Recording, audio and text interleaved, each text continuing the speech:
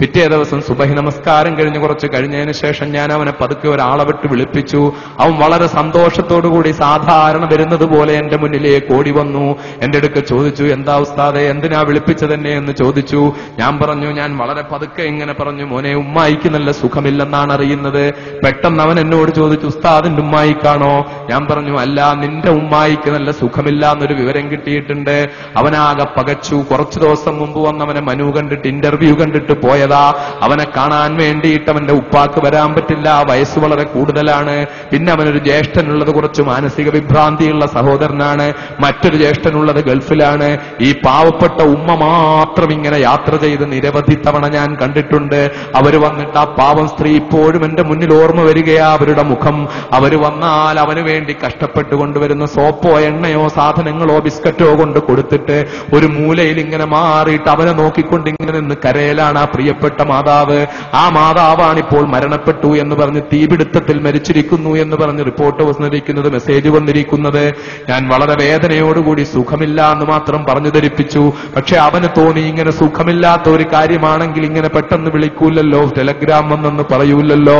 അപ്പൊ എന്തോ കാര്യമുണ്ടെന്ന് അവനിങ്ങനെ ആശങ്കയോടെ പറയുസ്താതെ, എന്താ പറ്റിയത് എന്താ പറ്റിയത് എന്താ പറ്റിയതെന്ന് ചോദിച്ച് ഞാൻ വളരെ പറഞ്ഞ് സമാധാനിപ്പിച്ച് പതുക്കെ ചെറിയ തോതിൽ അവനോട് വിവരം മരിച്ചു എന്ന് പറയാതെ ആശുപത്രിയിലാണ്, വളരെ സീരിയസ് ആയിട്ട് കിടക്കുകയാണെന്ന് പറഞ്ഞ് ധരിപ്പിച്ചു. എന്താ സംഭവിച്ചത് പറയാൻ വേണ്ടിയാ ഞാനിത് പറയുന്നത്. എന്താണുണ്ടായതെന്നറിയുമോ?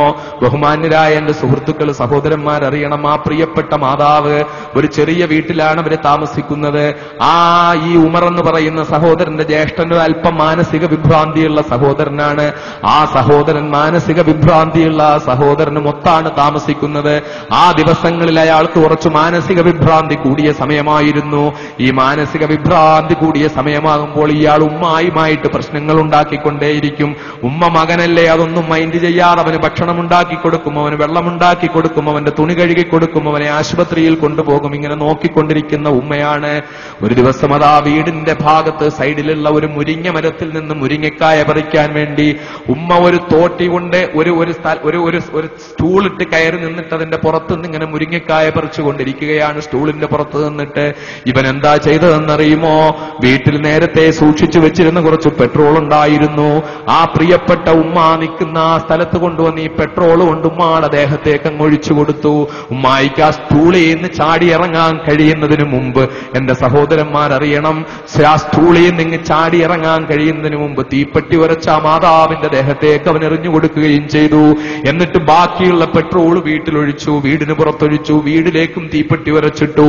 എന്റെ പ്രിയപ്പെട്ട സഹോദരന്മാരെ, ആ പ്രിയപ്പെട്ട ഉമ്മ ശരീരം വേവുന്ന അവസ്ഥയിൽ ചാടിയിറങ്ങുകയാ.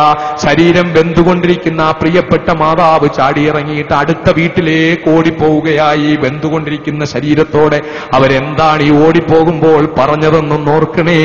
ആ പ്രിയപ്പെട്ട മാതാവ് അങ്ങോട്ട് ഓടിപ്പോകുമ്പോൾ അയലത്ത് വീട്ടുകാർ ഓടി വന്നവരോട് പറഞ്ഞത്, എന്റെ ദേഹത്തൽപ്പം വെള്ളം ഒഴിക്കൂ, എന്റെ ശരീരത്ത് കുറച്ച് മണ്ണുവാരിയിടൂ, എങ്ങനെങ്കിലും എന്നെ രക്ഷിക്കൂ എന്നല്ല പറഞ്ഞത്.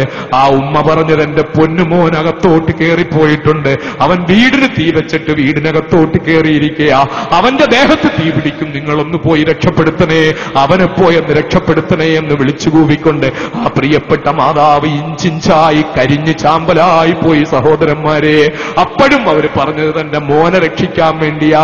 മനോരോഗിയായ മോനാ, ആ മോനാണ് പെട്രോൾ ദേഹത്തൊഴിച്ച് കത്തിച്ചത്. പക്ഷേ ആ മോനോടൊരു കാലുഷ്യവുമില്ല, ഒരു വിരോധവുമില്ല, ഒരു എതിർപ്പുമില്ല, വെറുപ്പുമില്ല എന്ന് മാത്രമല്ല, ആ പൊന്നുമോനെ രക്ഷിക്കാനാ വിളിച്ചു പറയുന്നത്, എന്റെ മോനെ രക്ഷിക്കണേ, എന്റെ മോനെ രക്ഷിക്കണേ, അങ്ങോട്ടൊന്ന് പോണേ, വീട്ടിലേക്കൊന്ന് പോ, അവനെ ഒന്ന് രക്ഷപ്പെടുത്തുക എന്ന ആ മാതാവ് വിളിച്ചു പറയുന്നത്.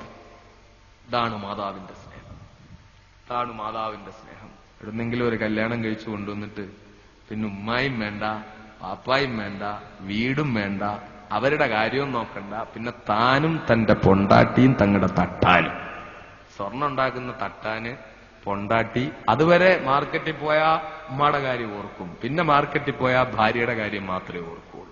ഇത് കേൾക്കുമ്പോൾ എന്റെ പ്രിയപ്പെട്ട ഭാര്യമാരായ സഹോദരിമാർക്ക് വിഷമം ഉണ്ടാകുമെന്ന് എനിക്കറിയാം. പക്ഷെ നാളെ നിങ്ങൾ ഉമ്മമാരാകേണ്ടവരാണ്, അതുകൊണ്ട് വിഷമിക്കണ്ട. ഇപ്പോഴല്ലെങ്കിലും കുറച്ച് കഴിയുമ്പോൾ ഞാൻ ഈ പറയുന്നതിന്റെ ഗുണം നിങ്ങൾക്ക് ഉണ്ടാവും, അതുകൊണ്ട് വിഷമിക്കണ്ട. ഉമ്മായെ പിന്നെ വേണ്ട, ഉമ്മാടെ പ്രശ്നം പിന്നെ ശ്രദ്ധിക്കുന്നില്ല. ഉമ്മായുമായിട്ട് പിന്നെ ഉമ്മാടെ കാര്യങ്ങൾക്കോ ഉമ്മാടെ രോഗങ്ങൾക്കോ വിഷയങ്ങൾക്കോ ഒന്നും പ്രശ്നമല്ല. പിന്നെ ഭാര്യ പറഞ്ഞു കുറച്ചാൾ കഴിയുമ്പോൾ അവൾക്ക് ഒറ്റയ്ക്ക് താമസിക്കണമെന്ന് പറയും. അപ്പൊ വീട് വാടകയ്ക്ക് എടുക്കും, പിന്നെ വീട് വെക്കും, പിന്നെ കാര്യങ്ങളൊക്കെ ഭാര്യയുമായിട്ട് മാത്രം. ഉമ്മാക്ക് പിന്നെ റോളുമില്ല. ഞാൻ അങ്ങോട്ട് പറഞ്ഞാൽ മാതാപിതാക്കളെ പറ്റിയുള്ള ഇസ്ലാമിന്റെ വീക്ഷണത്തെപ്പറ്റി സുദീർഘമായി പ്രസംഗിക്കേണ്ടി വരും. പക്ഷേ ഞാൻ എന്റെ വിഷയം അതല്ലാത്തത് കൊണ്ട് അങ്ങോട്ട് പോകുന്നില്ല. എന്റെ പ്രിയപ്പെട്ട സഹോദരങ്ങളെ, ഒരു മാതാവിന് തന്റെ കുഞ്ഞിനോടുള്ള, മകനോടുള്ള, മകളോടുള്ള സ്നേഹത്തിന് തുല്യമായി ഈ ഭൂമിയിൽ മറ്റൊരു സ്നേഹവുമില്ല എന്ന് നാം മനസ്സിലാക്കണം. എന്നാൽ ആ മാതാവിന് തന്റെ പ്രിയപ്പെട്ട മകളോട്, മക്കളോട് എന്ത് സ്നേഹമാണോ ഉള്ളത്, അതിന്റെ 70 ഇരട്ടി സ്നേഹം അല്ലാഹു റബ്ബുൽ ഇസ്സത്തിന് അവന്റെ അടിമയോടുണ്ടെന്ന് പഠിപ്പിച്ചത് മഹാനായ അഷ്റഫുൽ ഖൽഖ് മുഹമ്മദ് മുസ്തഫ.